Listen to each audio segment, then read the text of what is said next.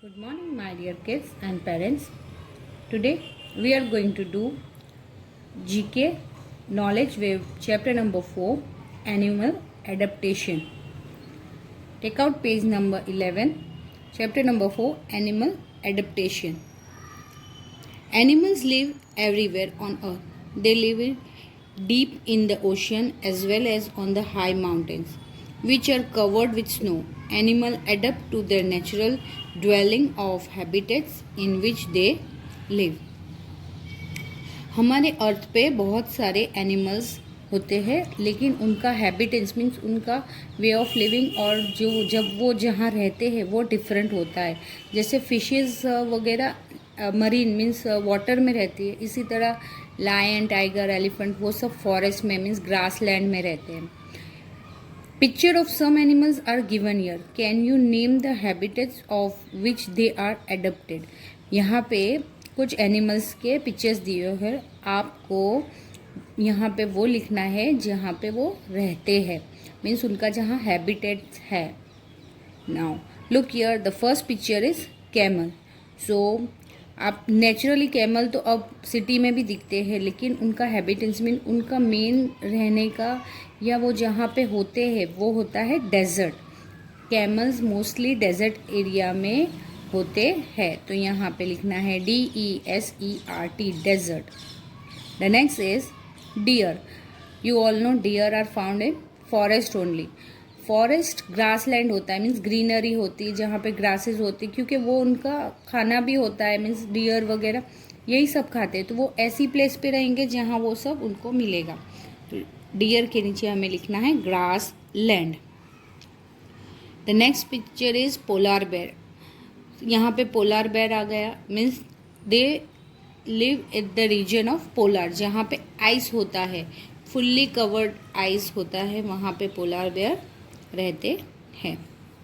Elephant. Obviously elephant are found in forest, so यहाँ पे लिखेंगे grass land. Next is whale fish. Whale fish तो हमने देखी नहीं है, लेकिन हमें व्हेल फिश का नेम आता है तो पता ही चल जाता है कि दे लिव इन वाटर, सो यहाँ पे हमको लिखना है marine. Next is crab. Crab आपको पता है क्रैब कहाँ होते हैं? क्रैब एक्चुअली पानी में भी रहते हैं और लैंड पे भी आते हैं, तो वो कोस्टल एरिया में मीन्स समुंदर के किनारे दिखाई देते हैं, तो वहाँ लिखना है कोस्टल. स्नेक्स रेगुलर फॉरेस्ट में भी होते हैं, ऐसे भी कहीं भी मीन्स होते हैं खेतों में वगैरह में, लेकिन जब बारिश गिरती है, बारिश होने पर स्नेक्स दिखाई देते हैं, बाहर आते हैं अपने होल में से. Next is turtle. Turtle are found in water, means वो पानी में ही होते हैं ज़्यादातर, तो टर्टल में हम लिखेंगे मरीन. नेक्स्ट इज याक. याक आपने देखा होगा, याक ज़्यादातर माउंटेन एरियाज़ में नज़र आते हैं. जैसे शिमला आप जाओगे तो वहाँ पे याक नज़र आएंगे जिस पे बैठ के घुमाया जाता है, तो वो हिली रीजन में नज़र आएंगे, वहाँ पे लिखना है mountain. Penguin. Penguin snow area में होते हैं, तो लिखेंगे polar. Lions are found in forest, और फॉरेस्ट में लिखेंगे grass land. Last is shark. Shark का नाम आया means water, so here you have to write marine. Going to the next page, chapter number 5 predator. Chapter number 5 predator. The animal that kills and eat other animals are called predator.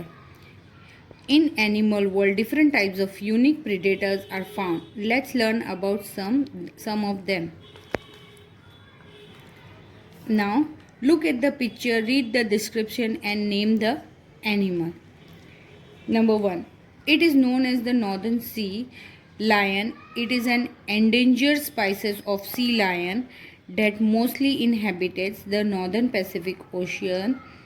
It is a skilled and opportunistic predator. Northern sea में ये animal नज़र आता है, और ये endanger spices है, बहुत danger होता है, और ये सी लायन है, लेकिन ये नॉर्दर्न सी में पाया जाता है, नॉर्दर्न पैसिफिक ओशियन में। इस what is its name? Steller sea lion. आपको यहाँ पे लिखना है, you have to write your Steller sea lion.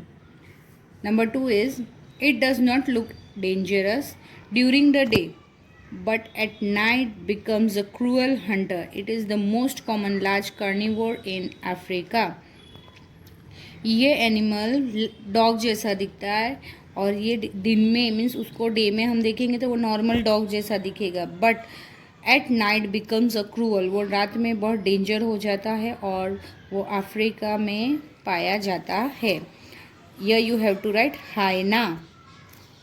Number 3 is, it is the large cat, look like a cheetah. It is an opportunistic hunter that prey on smaller mammals and rodent. ये चीता जैसा नज़र आता है और ये भी small mammals को खाता है। हम उसको बोलते हैं लेपर्ड, आपको पता ही होगा। तो यहाँ पे you have to write leopard. Number 4, although all bears can aggressive predator, this bear is well known for being extremely violent and prone to attack humans. वैसे तो सारे बेर एग्रेसिव होते हैं, पर ये वाला बेर जो है ये एक्सट्रीमली वायलेंट होता है टू ह्यूमंस को देख के वो वायलेंट हो जाता है, और इसका नाम है grizzly bear. Next, number 5, it is a spider. It is found hidden in dark places like shed, garages, closets, etc., where it builds irregular web. Its bite can cause serious tissue damage. ये spiders ज़्यादातर dark places पे पाया जाता है, अंधेरे में, shades में, garages में, क्लोजेट में, बंद कमरे में, मीन्स गोदाम बोलते हैं वैसे कमरे में, where it's build irregular webs, वो अपने वेब्स इधर उधर बनाता है। It bite can cause serious tissue damage, इसकी बाइट से हमारे टिश्यू डैमेज हो सकते हैं। And its name is brown recluse spider. Next is number 6, it is the largest desert that is found on some Indonesian island. It is not a picky eater. It will scavenge everything from bird to water, buffaloes, and even dig human remains from shallow graves. और इसको बोलते हैं Komodo. ये सबसे largest lizard होती है और वो कुछ भी खा सकती है, मीन्स बर्ड से लेके ह्यूमन बॉडी जो डिग हुई हो, दबी हुई हो, या कोई एनिमल जो ज़मीन के अंदर छुपा हो उसको भी निकाल के वो खा जाती है, और वो है Komodo. Number 7 is, it is a species of wolf that is native to the remote area and wilderness of North America and Eurasia.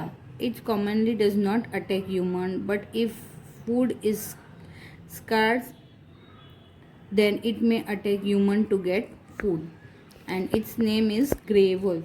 ये कॉमनली पाया जाता है नॉर्थ अमेरिका में और यूरेशिया में। It is commonly does not attack human, ये regular human को attack नहीं करता है, बट जब खाने की फूड की कमी हो जाती है तो ये ह्यूमन को भी अटैक कर सकता है for food.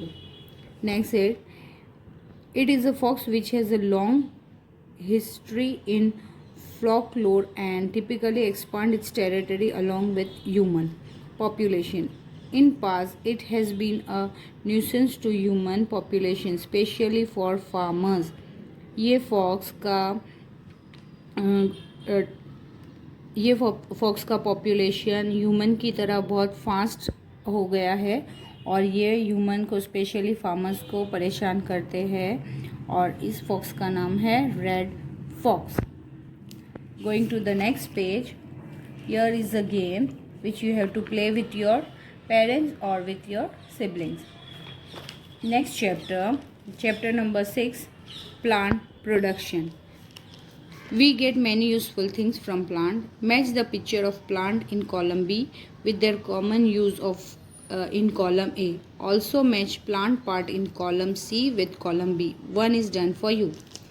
Here is a 3 columns are there: common use, plant and plant part, यहाँ पे कुछ प्लांट्स दिए हुए हैं और उनका यूजेस यहाँ पे दिया हुआ है और यहाँ पे उसके पार्ट्स है। पहले हम इसको इससे मैच कर देंगे, फिर इसको इससे मैच करेंगे। The first picture is rice. Rice क्या है, उसका कॉमन यूज़ क्या है, एज अ फूड, तो राइस फूड के साथ मैच ऑलरेडी किया हुआ है। The next is cotton. Cotton से क्या होता है, उसका यूज़ क्या होता है, क्लोथ बनते हैं, so cotton match with cloth. The third E is sugar cane. Sugar cane से क्या हमें, उसका कॉमन यूज़ क्या है, शुगर केन से शुगर बनता है। Next is spinach. स्पिनच क्या है, स्पिनच का यूज़ क्या है, हम उससे वेजिटेबल होता है और हम उससे सब्ज़ी बनाते हैं। Then your flowers are there, rose flower is there, so flower से हमें क्या उसका कॉमन यूज़ होता है, फ्लावर से परफ्यूम बनता है। Next is groundnut. ग्राउंडनट से क्या होता है, ग्राउंडनट से ऑयल बनता है, so you match with oil. Maybe आपको ये समझ में ना आए, I have already mention in worksheet, आपको ये मैंने वर्कशीट में सेंड कर रही हूँ, आप वर्कशीट देखोगे तो आपको अच्छे से समझ में आ जाएगा। Now plant with plant parts. Now आपको इसको यहाँ मैच करना है। The first is rice, so rice क्या है, ग्रेन है, तो rice match with grain. Then rose, rose क्या है, फ्लावर है, तो rose match with flower. Then cotton, so match cotton with fruit. Actually वो कॉटन खाने के लिए नहीं और कॉटन फ्रूट नहीं, बट इस प्लांट का फ्रूट कॉटन होता है। Next number D, groundnut. Groundnut is a seed, तो अब ग्राउंडनट को सीड से मैच करिए। Number E, sugar cane. Sugar cane is a stem, sugar cane stem से मैच करना है। नीम, नीम ट्री से क्या होता है, leaves, neem tree go with leaves, और यहाँ पे neem tree go with medicine. Neem tree से क्या बनते हैं, मेडिसिन्स बनते हैं, और तो यहाँ पे medicines. And last spinach is a leaves. This all you have to complete in your knowledge web book. Myself Tanzil Sayyed, teacher of Radiant International School. Goodbye. Stay home, stay safe.